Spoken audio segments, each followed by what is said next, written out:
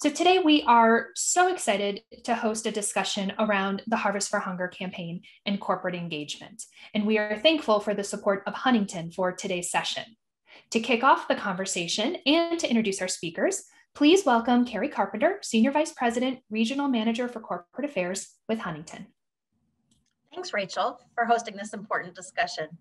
Huntington has long supported the Cleveland Leadership Center's program. I'm a Leadership Cleveland 2009 graduate. Sean Richardson is class of 2011. Carrie Rosenfeld is in the current Leadership Cleveland class, and Rashonda Smith is in the current Bridge Builders class. I think we have a total of 7 Leadership Cleveland graduates and 5 people currently enrolled in different programs. So we're very, very excited to be involved with the Leadership Center. At Huntington, we're dedicated to making people's lives better, helping businesses thrive, and strengthening the communities we serve. We do this through volunteerism, corporate giving to nonprofits, and an employee culture that focuses on service. Our new community plan deepens our focus on social equity even more. We're proud to support the Cleveland Leadership Center's new series, Co-Creating an Equitable Future, a 5-session virtual workshop series that will explore different facets of racism, its background in America, and how to create change, which starts on April 13th. This past year was filled with challenges stemming from COVID and the related rise in unemployment. It brought about a dramatic rise in need for food in our community. Huntington and GE Lighting are dedicated to the fight against hunger. I am pleased to introduce you to our 2021 co-chairs of the Harvest for Hunger campaign, Sean Richardson, Regional President of Huntington Bank, and Bill Lacey, President and CEO of GE Lighting, a Savant company. Sean? Good afternoon, Carrie. Can you hear me and see me okay? Yes. Fantastic. I heard the compliment from the start on the intro music, and I want to offer my, again, my congratulations on the choices. I would have suggested Pink Floyd's Money as a walk-up song for me. And Bill Lacey wanted Debbie Boone's You Light Up My Life from 1977. That's exactly what I was thinking, Sean. Exactly. So Rachel, just, for future reference, okay. So I am honored to be with you today, everybody, along with Bill. Bill and I have had a lot of fun being together over the last 6 months working on the Harvest for Hunger campaign and talking about and spotlighting the continued food insecurity in our community and the need to provide leadership. The Harvest for Hunger campaign is in its 30th year. That is an amazing statistic. It's 30th year raising critical dollars to provide nutritious meals for those in need. This campaign is a joint effort of 4 Northeastern Ohio food banks.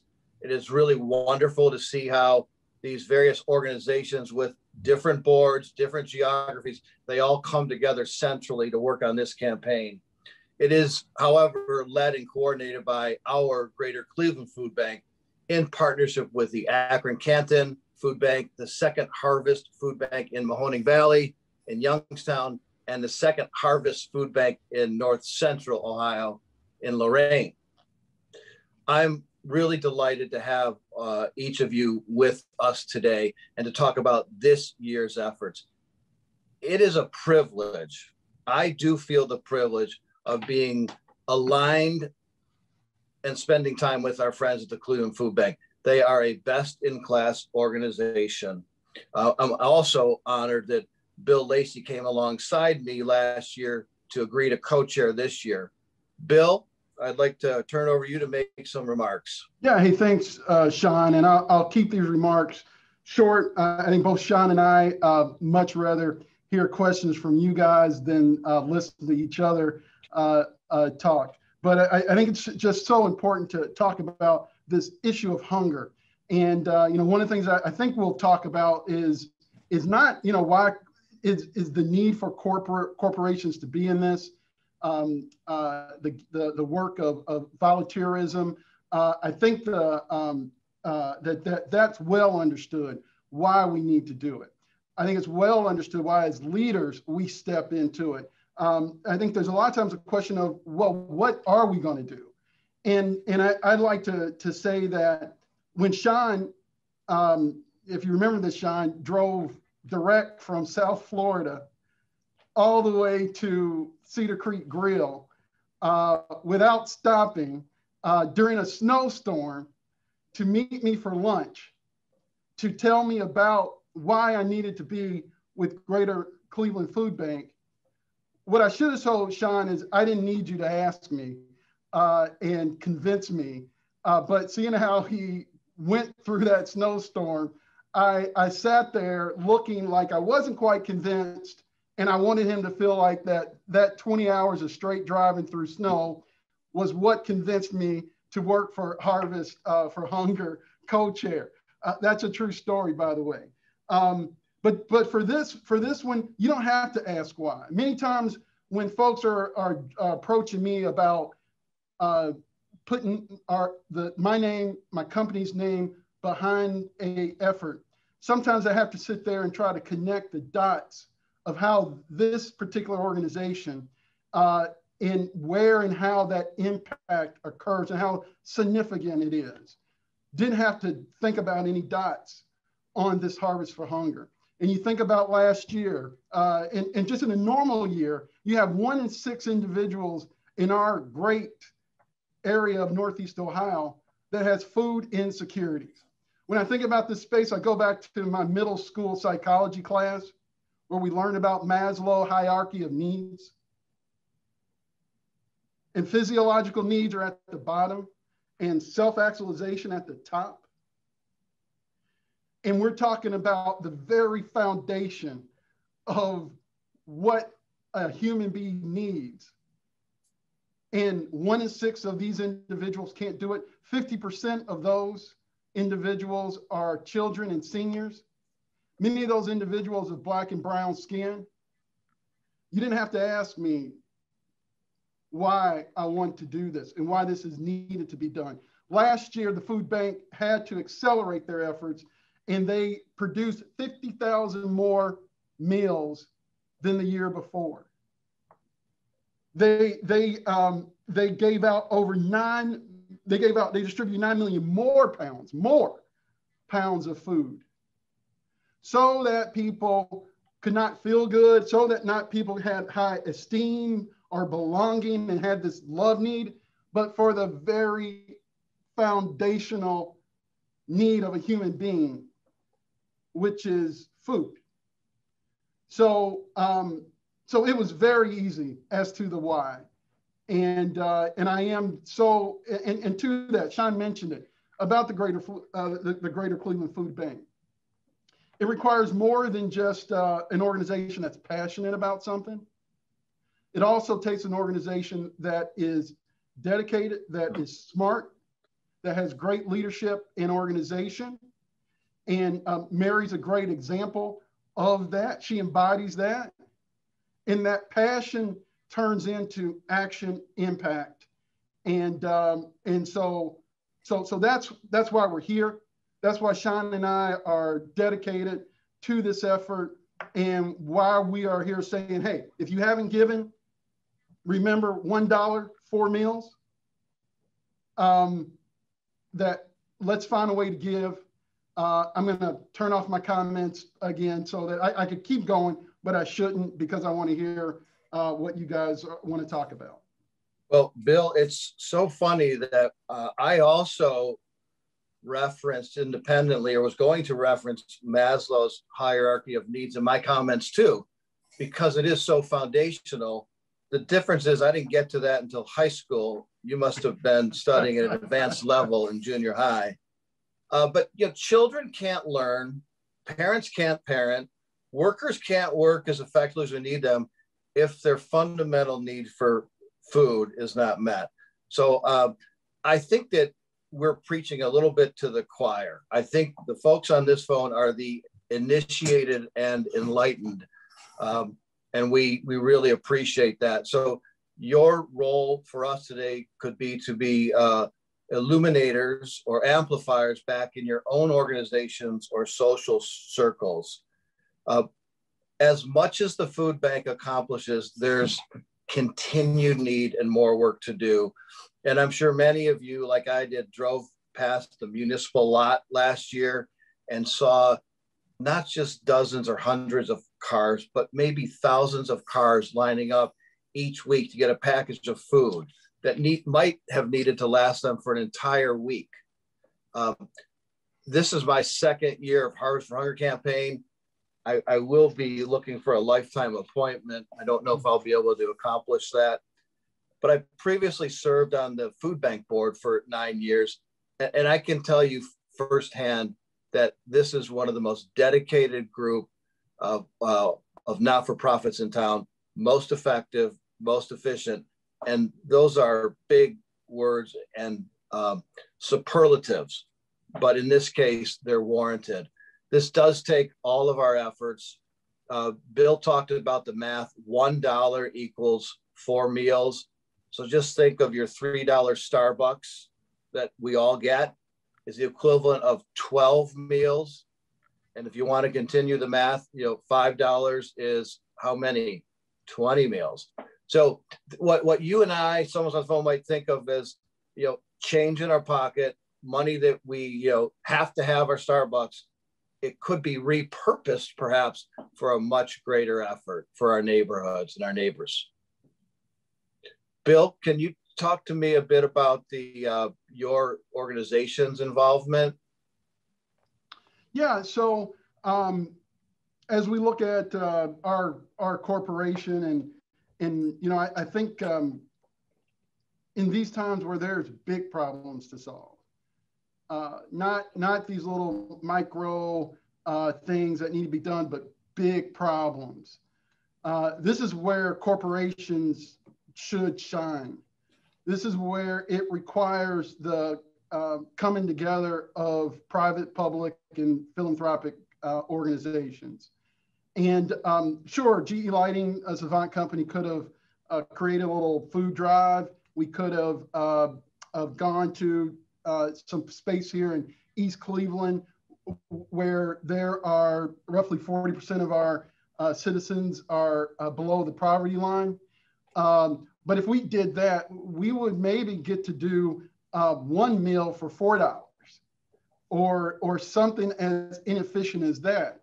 But what we have to do as corporations now is figure out how we can magnify our efforts and not feel like, well, I want to get the glory. But Greater Cleveland Food Bank is such a great institution. We shouldn't feel the need to try to replicate that, but leverage it. So that's where we worked. We found out about this great opportunity, the food pantry, where we have 75, 80 Northeast Ohio companies who are also trying to magnify their individual efforts to create a much bigger and participate in that dollar for 4 meals. And so we have done things from where, from a traditional Christmas party last year or holiday party that we couldn't do, we donated that money instead to the food bank. We have had food drives here to accept both food and money.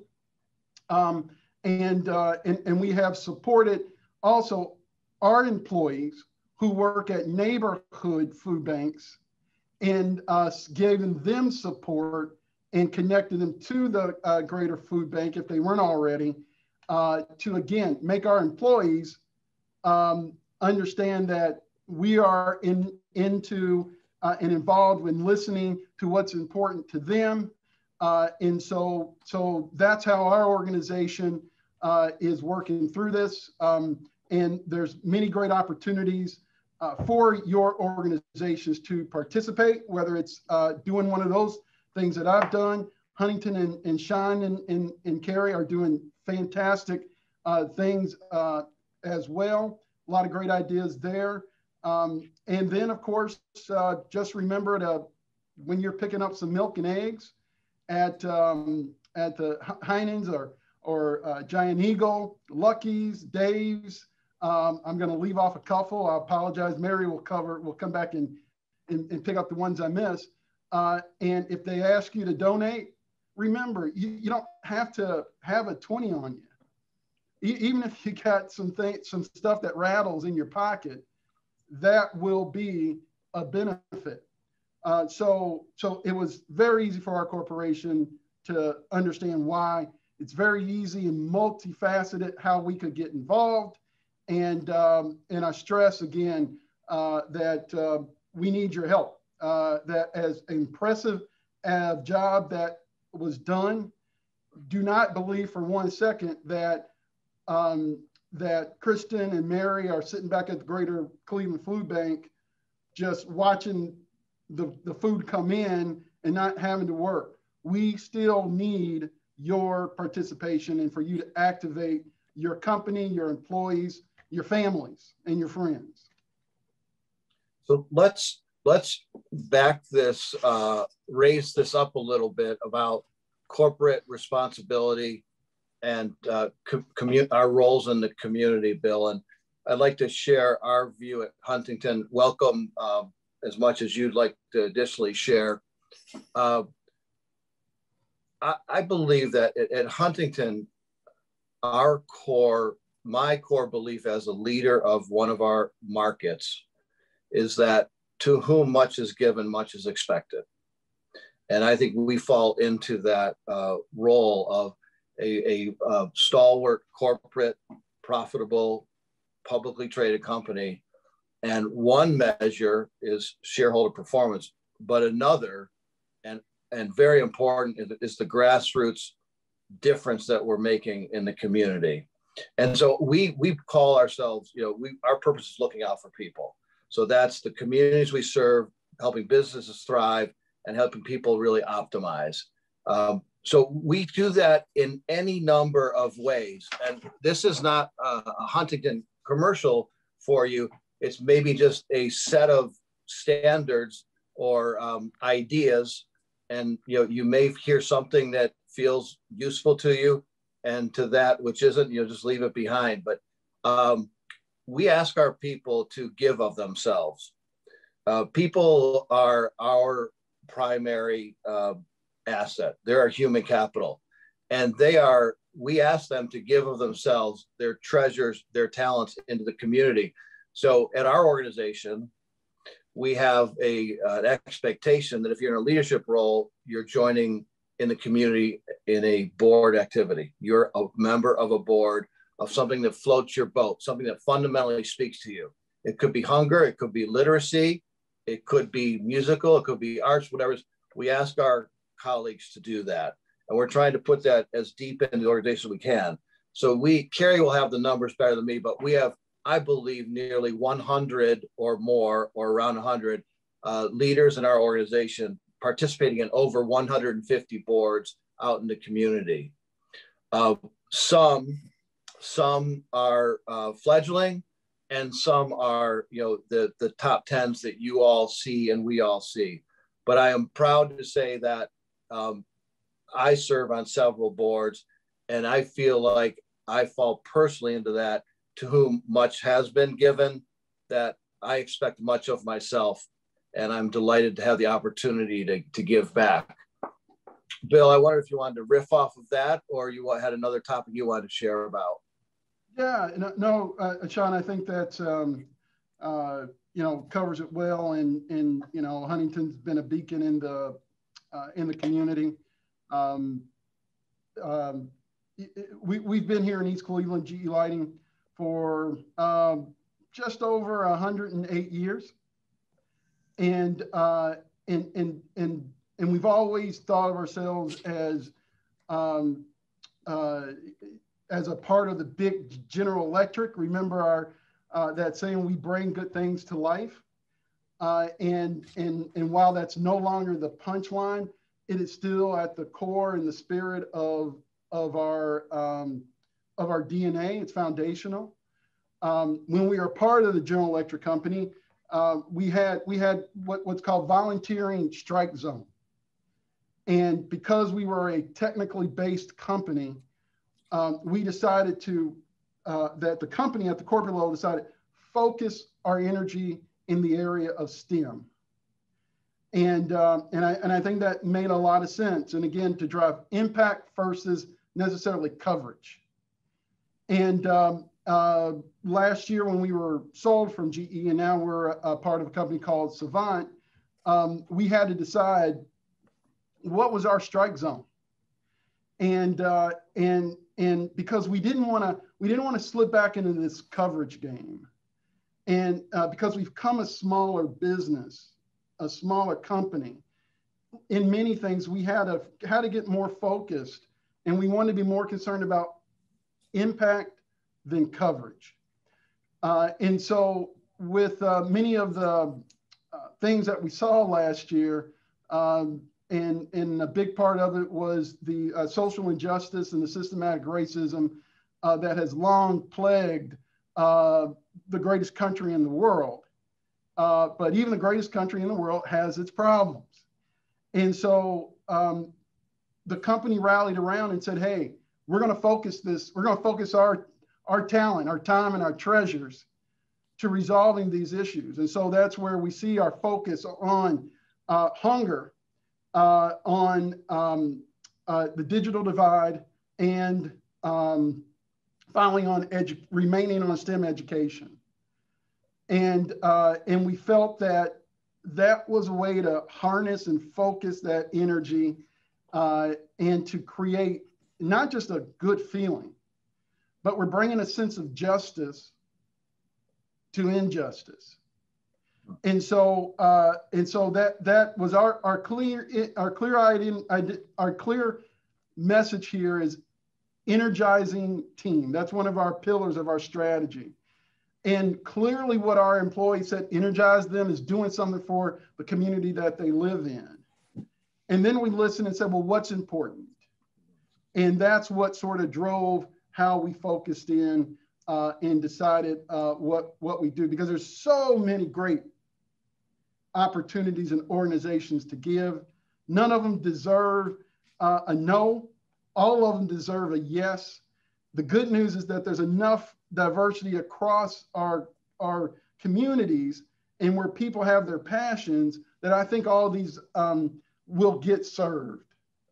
And so I think for us, it was saying what's right for the GE Lighting and Savant companies, employees, and from a leadership, and sort of that's kind of how we as you think about how do you focus this energy, just a little bit of thought around how to do that.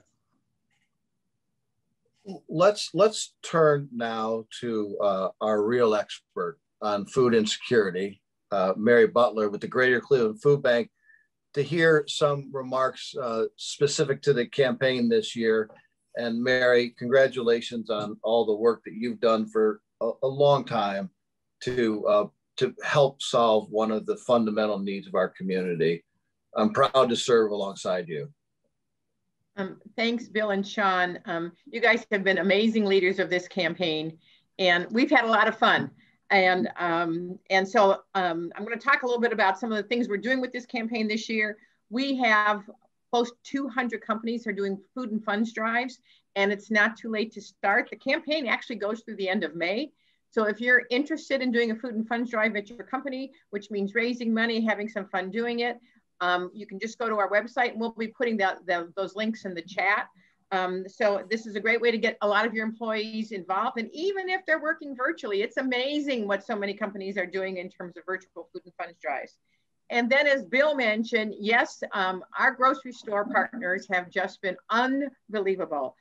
Check Out Hunger, our cashiers, every day they ask people coming through that line to give $1, $5, or $10, and people respond just fantastically. And in Northeast Ohio, most of us probably go to Giant Eagle or Gecko, and their campaign is running through this Saturday. Heinen's is running through May 1st, and Dave's and Lucky's is running through May 8th. Last year, Giant Eagle ran through the end of the year, and Heinen's and Dave's continued it because of the pandemic. So the Check Out Hunger is absolutely positive. And Bill, you mentioned the other two stores that are closer down in the Akron and Youngstown area are Buehler's and Fisher's. So if anybody's down that way, don't forget Buehler's and Fisher's as well. And then finally, one of the signature events of Harvest for Hunger is our market. And in the past, we've done Market at the Food Bank. And Market at the Food Bank was a wonderful night where we had over 1,000 people in our warehouse with food and beverages and fun and music and auction items. But you know, last year, the world kind of flipped upside down. But our team, as you know, is resilient and nimble and quick, and we pivoted and we made Market at home. It was a virtual event. And this year we're doing it again. It's going to be on April 22nd. Again, we'll put links into the chat about signing up for it, because Market at Home is going to be really a lot of fun. We are going to be doing a virtual food tour inside the warehouse, where we're going to have chefs doing appetizers, dinner, cocktails, and dessert. And one of the very special pieces of Market at Home this year is our two speakers have basically showed us their culinary skills about a week ago, and we have filmed them in our food bank kitchen. So that in and of itself is something to behold. And if that doesn't excite you about, you know, participating in Market at Home, I don't know what will. But we have to honestly say, as Sean mentioned, this is our 30th year. And our Harvest for Hunger drive is one of the largest community supported food and funds drives in the country. And everybody in this community steps up. They do their darndest to help. And our goal is 25 million meals.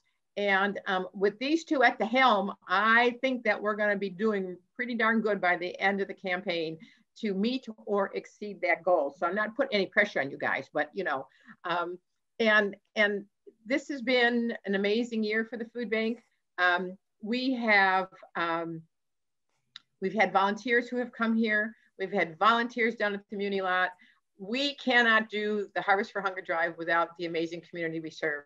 And so I just really want folks to know that we are so appreciative of your support, your kindness, your caring, your generosity.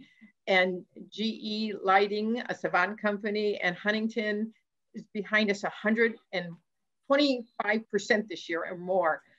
So thanks to also Cleveland leadership for allowing us to be here today, because this is really special and important.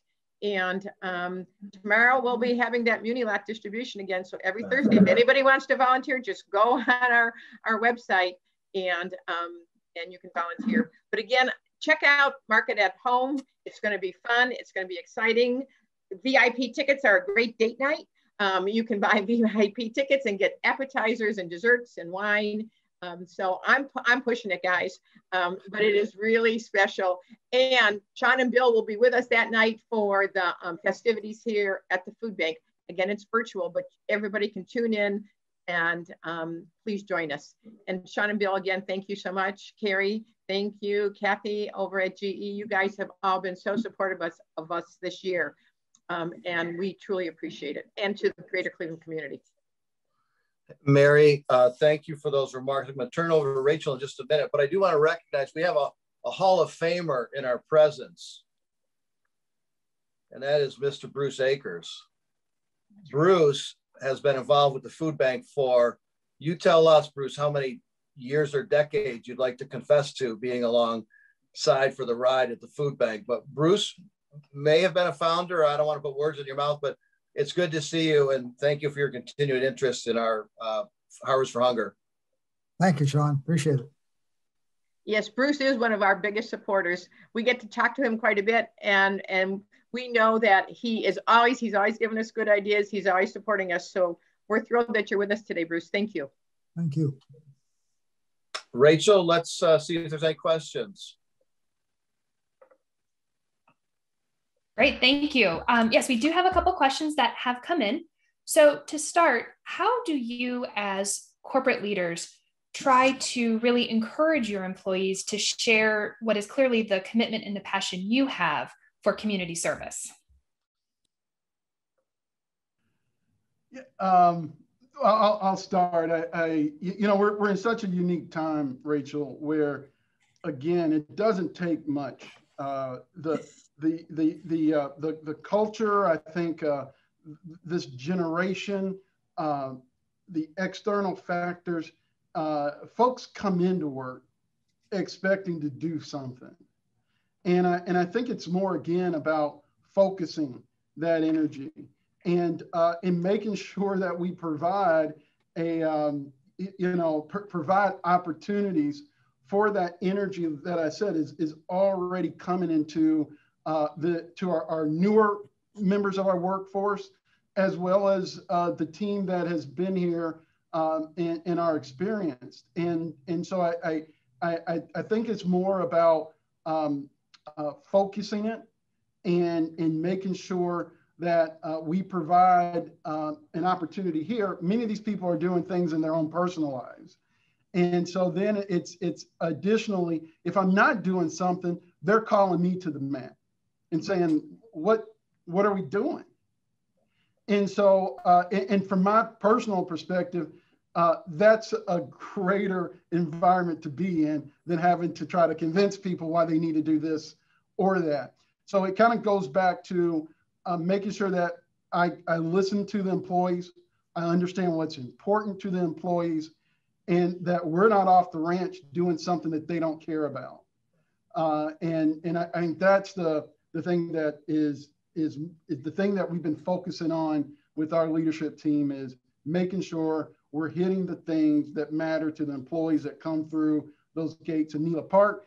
The folks who are employees out in China are in across the U.S. is understanding what's important to them and making sure we're participating. Rachel, I'd like to second what Bill had said. It's not by coercion. It's not by requirement. It's in my view, it's by invitation, and it's by leading by example. It's by telling them how good they will feel by doing that. It's inviting them to participate in a specific event and letting the wonder of it take hold. It isn't for everybody. It'd be great if it was, but I believe that inherently, I think that the joy that somebody gets from helping it can be enough once they experience it to continue it. And we realize that there are disruptions from that occur among all of us and any of us. But I think you can tell that it seems like Bill and I think we're discovering every day we have similar DNA in that we really like to have fun. And I think you got to underscore that you can have fun along the way. This isn't drudgery to participate in community service. It can be and is fun. And so I would just say to anybody thinking, boy, how do I do this? How do I compel others to do it? Well, you got to lead by example, develop some priorities, and you got to show up as a leader. You got to be willing to do it, not just talk about it. And Bill's a doer and I'm a doer. I think that counts for a lot. So as you look at our greater Cleveland community, how can corporate entities help to support the development and address challenges in Cleveland? I guess I'm supposed to say they should engage with Leadership Cleveland. There are any number, if the desire and willingness is there, one doesn't have to turn very far to find those that can either guide them towards the need or they can witness and see the need immediately. There are several organizations that will help any one of our organizations to get involved and to do alignment and fit at both board and volunteer level. But it's the discovery is right in front of us every day. And I would say if somebody on the phone or on the call is wondering, within your own organization, I would suggest bringing it to the leadership team and saying, this is important to me. I think this is part of the different generations that we're all part of and we manage or lead or co-work with. If this is important to the young people, it needs to be important to the organization and the company, because they are the future for Bill and for me. So we need to have we need to be really actively listening. But if the question is, how do you get engaged? Leadership Cleveland truly can be an aligner with any organization as well as others in the community. Yeah, I don't have much more to add to Sean. I agree with, again, is so many of the employees have their thing, and don't be shy if you're not seeing. Now, you can't expect the company to jump on every cause, but don't be shy to elevate it, because I can't think of a company that's not intending to do something, and so maybe you're not seeing it. Maybe they're looking for new ideas, so participate in the process. The only other thing a little attached to the question, Rachel, a little bit off, but nowadays it's just, to me, corporations in Northeast Ohio have to come together to solve these big issues. Come together and with these private-public partnerships that you have heard so much about. We can't deleverage the strength that we have. And I said it before, is let's not, if you see your company off doing something for food insecurity, and you can't do it such that you can serve 4 meals for $1, don't go at it alone. Go and tell them there's a great organization that can multiply and magnify the work that we do. Your company can still get the glory, but the most important thing is the people in need are going to get helped. So I stress the need for us, corporate community in Northeast Ohio, to leverage our strengths to go and attack these huge problems that individually as individual company or individually as corporate America that we can't solve. But as a group of corporate America, along with public entities, along with philanthropic entities, we can boil the ocean. That is a or in our case, we can boil Lake Erie. We can get it done if we work together. So make sure you're keeping your companies to task about, are we participating in solving the big issues of our region? Rachel, just one addition to that. Leaders are not mind readers. And even though sometimes things appear obvious, sometimes they're not. Sometimes we don't see what others see. It's the same as a young person in their career. We don't know what the ambition is of any young person unless we ask or they tell. So in this instance, I would say, if anyone there is wondering, why doesn't my organization get involved in this?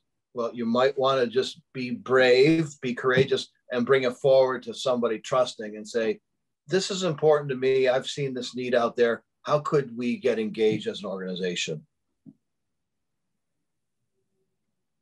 So as you think back this past year, it has been challenging for companies, for employees.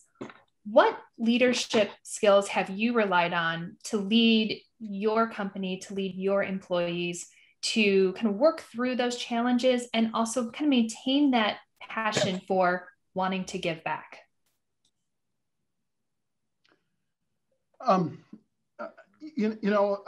Humility and transparency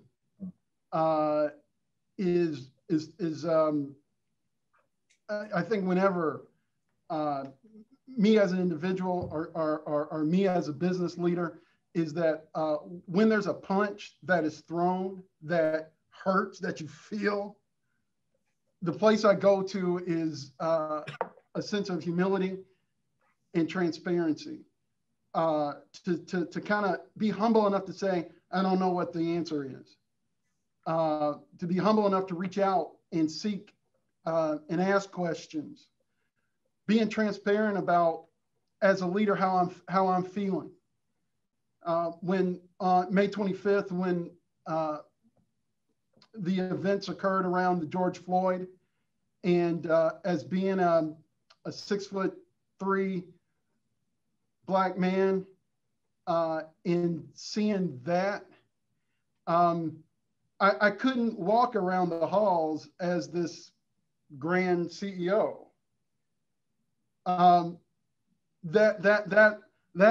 I would have lost an authenticity with my team, and an opportunity for us to kind of come together if I wasn't transparent with them about how I felt. And it wasn't a show of weakness, it was a show of strength. And I heard so many great things from my team about that. When we went into the pandemic, and people, I mean, you know, unless you were around for kind of H1N1, you never been a part of that.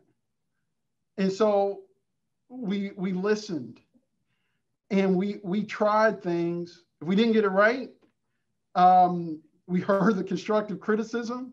We changed, we adapted. We quickly made sure that everybody understood, though, what our goal and strategy is, if it's going to change or not, and then what are the steps or the tactics that needed to be adapted to deal with this real environment that we were in. We weren't going to put our head in the sand and act like it was business as usual, but we also weren't going to forget, let people forget what the goal and mission of our company was. And leading with humility and with transparency allowed us to stabilize, get our personal lives, get those fundamental needs of safety, security, and then we could get focused back on the strategy of the company. And that has worked well for our employees. They remain energized, they remain engaged at work, and even at a greater level in their personal lives. Bill, I will amplify a couple words that you said. We also at Huntington led by listening, and we did it through active employee surveying. We also are leading by employee choice.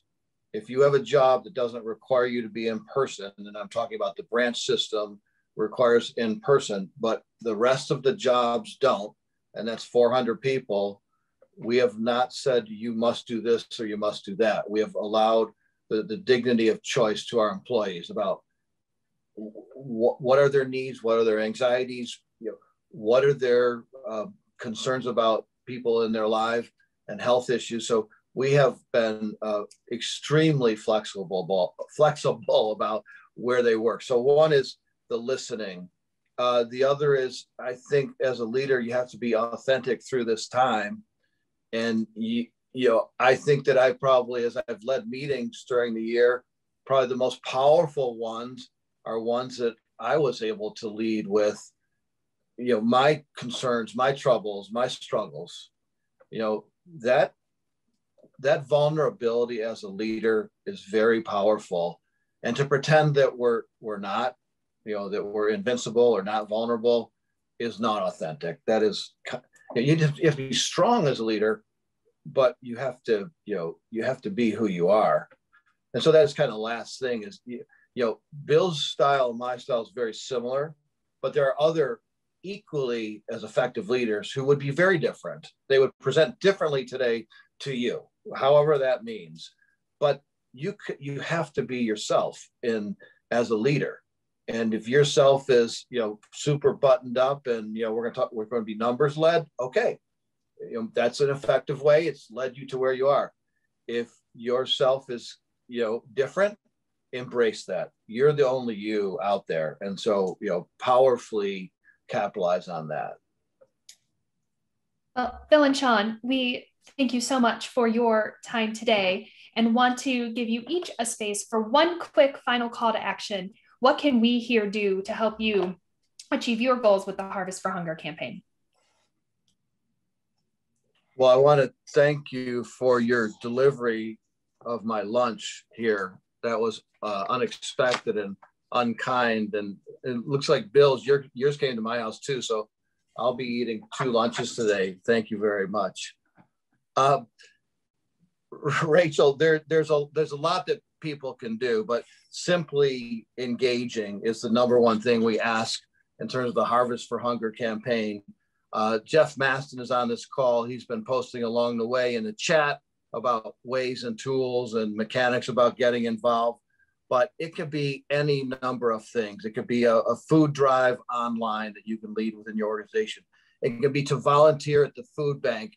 A fun fact about the food bank is because of their volunteer hours from community people in the community, they save 40 FTE a year. That number may be bigger now. That's an old number. They save 40 FTEs because of the volunteering that we all do of man and women hours. You can host an online fundraiser. There are many other things. Bill, I'll see if you've got a couple other things that you want to acknowledge of ways they can participate. Yeah, again, just the grocery checkout, which is, again, the one that I think most of us are familiar with, and it just makes it so easy. And so, go do that. It's clear about the need and why it's necessary. And just so thank you guys. Go out, give with the spirit of not pity, not shame for those who need, but for justice. It's an injustice that we live in this country and people don't have food. It's not at the of laziness of somebody who doesn't care. If you get into why they are where they are, you would be amazed and you would realize that there's only this much that separates them from you. And so go give with a spirit of justice. And if you do that, we will get to those 25 million meals that are needed, and we'll get way beyond that. So thank you guys for your time. Bill and Sean, Rachel, thank you so much for having us. Yes, thank you so much for being here, for your leadership and your commitment to our community. Thank you to Mary and the wonderful team at the food bank for all that they do. And thank you to Carrie and Huntington for their continued support and for the support of the session today.